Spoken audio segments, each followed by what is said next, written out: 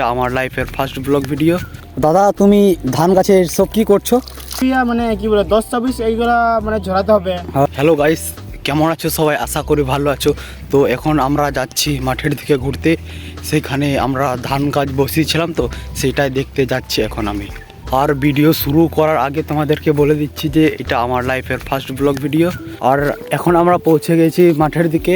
তো আর আমার পেছনে দেখতে পাচ্ছ সরষে গাছ বসানো আছে, দেখতে পাচ্ছ। আর ওইখানে দেখো একটা দাদা মাঠে কি করছে সেটাই জিজ্ঞাসা করব। ধান খেতে এটা যদি না করা হয় কি হতে পারে সেটাই জিজ্ঞাসা করব এখন। দাদা তুমি ধান গাছের সব কি করছো? আমি এই শ্যাওলা আর ঘাসগুলো না বেরোলে, আমি মানে না পরিষ্কার করলে, হ্যাঁ বুঝলে, না পরিষ্কার করলে বুঝলাম।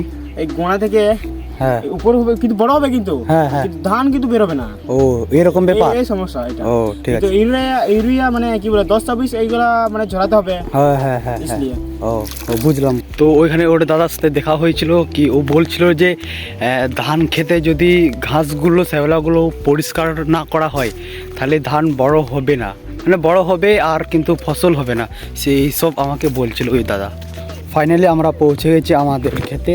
তো কীরকম ফসল হয়েছে সেটাই দেখবো এখন আমরা।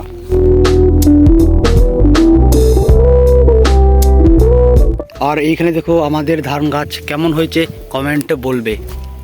এই ভিডিওটা তোমাদের যদি ভালো লেগে থাকে একটা লাইক এবং সাবস্ক্রাইব করে দিও। বাই বাই, আবার দেখা হবে পরবর্তী ভিডিওতে।